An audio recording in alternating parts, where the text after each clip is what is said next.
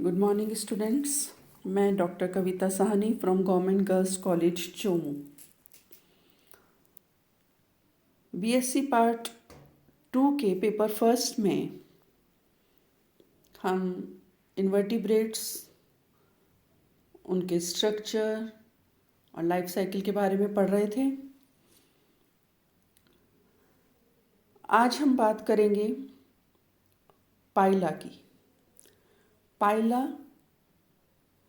जिसे साधारण भाषा में एप्पल स्नेल या जिसे आप घोंघा के नाम से जानते हैं, ये जो पाइला है, फाइलम मोलस्का का एनिमल है। और मोलस्का में आपको पता है वो सभी एनिमल्स आते हैं जो कि सॉफ्ट बॉडीड होते हैं, जिनका शरीर कोमल होता है लेकिन बाहर की तरफ एक कवच या शेल के द्वारा घिरे हुए होते हैं। तो पाइला भी उन्हीं में से एक है जो कि फाइलम मोलस्का एनिमल है और क्लास है इसकी गैस्ट्रोपोडा। गैस्ट्रोपोडा में ये आता है, जिसकी सब क्लास प्रोसोब्रैंकिया है। पाइला की कॉमन स्पीशीज जिसके बारे में स्टडी हम करते हैं वो है ग्लोबोसा। हैबिट एंड हैबिटेट या आवास और स्वभाव की इसकी अगर हम बात करें पाइला की, तो पाइला जो है वो फ्रेश वाटर एनिमल है, यानी स्वच्छ जल में पाया जाता है।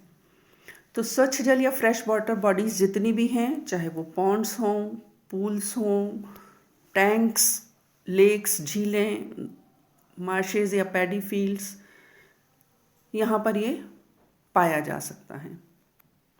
और ख़ास बात या मुख्य रूप से ये उन जगहों पर पाया जाता है या वहाँ पानी में पाया जाता है जहाँ पर कि सकुलेंट प्लांट्स बहुत होते हैं, एक्वेटिक प्लांट्स होते हैं, सकुलेंट गद्देदार जो प्लांट्स होते हैं, क्योंकि उनके ऊपर ये फीड करता है, इन प्लांट्स के ऊपर ही। और इन प्लांट्स को ये अपने जो काइटिनस जॉज होते हैं इसके, उनकी मदद से काटता है। और इसमें एक और स्ट्रक्चर प्रेजेंट होता है रेडुला, जिसमें भी टीथ प्रेजेंट होते हैं, उसकी मदद से इनको ये खा पाता है। एक और इम्पॉर्टेंट बात कि पाइला जो है ये एम्फीबियस लाइफ लीड करता है। एम्फीबियस लाइफ मतलब ये जल और थल दोनों पे रह सकता है। तो जो स्वच्छ वाटर बॉडीज में या पाया जाता है, वहाँ पर उनके किनारों पर जो मिट्टी होती है, गीली मिट्टी, उसमें भी ये पाया जाता है। और इसीलिए इसमें रेस्पिरेशन भी दोनों तरीके से हो पाता है, क्योंकि पानी में भी रहता है तो गिल्स के द्वारा रेस्पिरेशन होता है, और जब ये ज़मीन पर होता है तो इसमें पल्मोनरी सैक पाया जाता है, उसके द्वारा रेस्पिरेशन होता है। और जब इसको फीड करना होता है, भोजन लेना होता है या मूव करना होता है, चलना होता है, तो ये शेल से बाहर निकलता है। छोड़ता नहीं है, लेकिन शेल को छोड़ता नहीं है, उससे थोड़ा बाहर आता है और फिर ये करता है। और जैसे ही कोई खतरा हो, इसको लगे कोई एनिमी है या कोई खतरा है, तो वापस से अपने आप को शेल के अंदर विड्रॉ कर लेता है, खींच लेता है। तो इस तरीके से ये शेल के अंदर इसकी सॉफ्ट बॉडी पाई जाती है।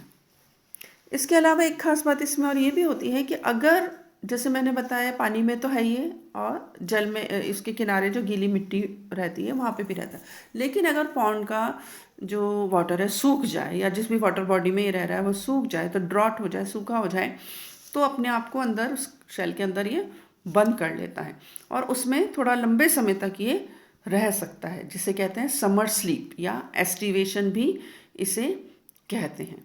तो इस तरीके से इस एनिमल का स्वभाव होता है। एक्सटर्नल मॉर्फोलॉजी या बाह्य संरचना के बारे में बात करें हम, तो अभी जैसा मैंने बताया, एनिमल, इसकी बॉडी सॉफ्ट होती है, कोमल होता है शरीर, लेकिन बाहर की तरफ एक कवच या शेल प्रेजेंट होती है जिसके अंदर इसकी सॉफ्ट बॉडी रहती है।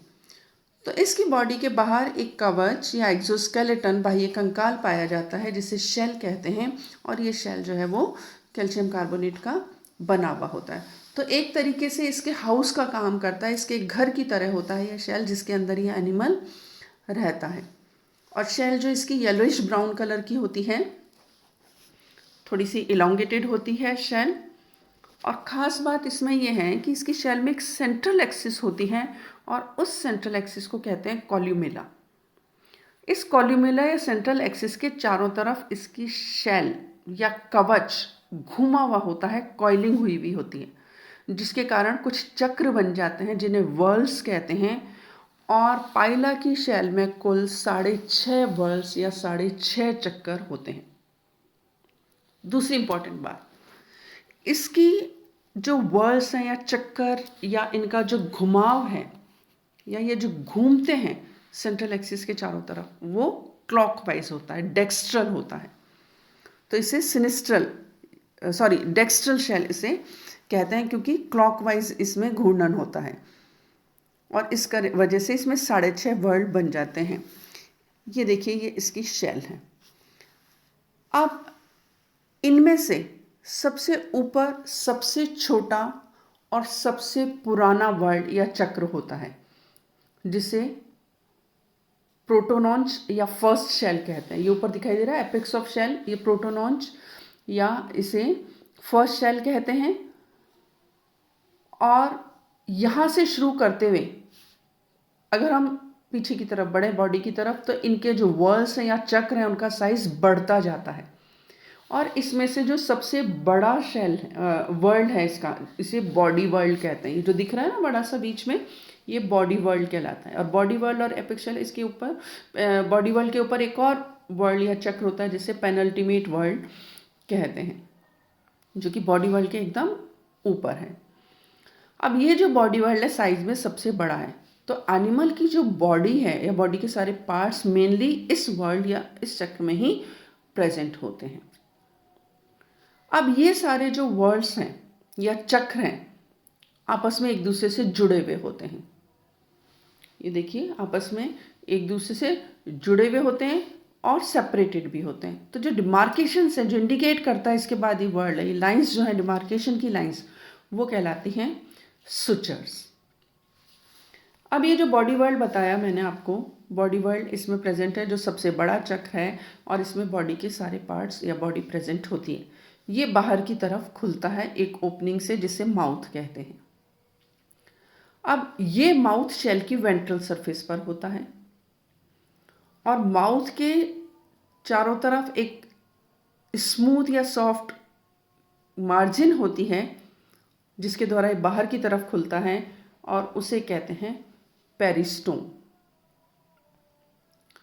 पेरिस्टोम की आउटर मार्जिन कहलाती है लिप्स, आउटर लिप कहलाता है, और अंदर वाला इनर लिप कहलाता है।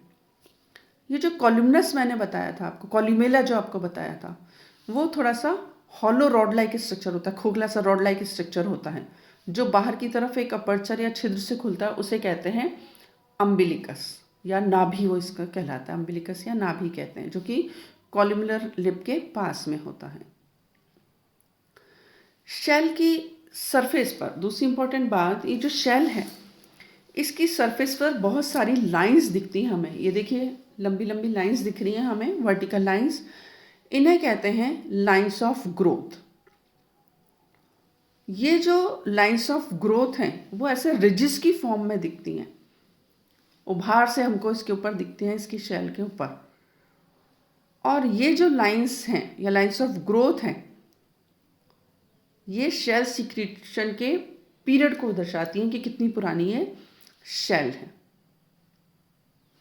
अब जब ये पाइला है, इसमें ये देखिए एपेक्स जो शेल है इसका सबसे ऊपर वाला छोटा वाला, ये अगर ऊपर की तरफ है तो अपने को ये देखिए इधर की तरफ ये दिख रहा है, अपनी तरफ फेस किए हुए चौड़ा सा स्ट्रक्चर दिख रहा है। और इसमें जो कॉइलिंग है इसकी, ये क्लॉकवाइज होगी। तो ये मैंने आपको बताया डेक्स्ट्रल कॉइलिंग इसकी कहलाती है, यानी राइट साइड में घूर्णन होता है इसके। सारे जो चक्र हैं वो राइट साइड में घूमे हुए होते हैं। ये स्ट्रक्चर इसके अलावा आपको दिख रहा है चौड़ा सा जो अपनी तरफ फेस कर रहा है, ये वो ओपनिंग है जिसके द्वारा कि शेल बाहर खुलता है, और ये ढकी भी होती है ओपरकुलम के द्वारा। ये स्ट्रक्चर कहलाता है ओपरकुलम या कवर इसका। तो जब स्नेल या घोंगा इस शेल के अंदर होता है तो इस ओपरकुलम के द्वारा टाइटली बंद कर लेता है, अपने आप को अपने अंदर रखता है, और ये ओपरकुलम या ढक्कन इससे कवर कर लेता है। और पीछे की तरफ डॉर्सल साइड पर ये जो ओपरकुलम है वो इसका जो फुट या पाद है उससे जुड़ा हुआ होता है। ये जो ओपरकुलम दिखाई दे रहा है ये एक्चुअली एक प्लेट है, क्यूटिकुलर कैल्केरियस प्लेट है, जो कि ग्लैंडुलर सेल्स हैं एनिमल फुट, इसके अंदर जो फुट होता है उसकी जो ग्लैंडुलर सेल्स हैं उनके सिक्रीशंस के द्वारा ये सिक्रीट होता है। और इसमें भी बाहर की तरफ हमें बहुत सारी लाइंस दिखाई देती हैं।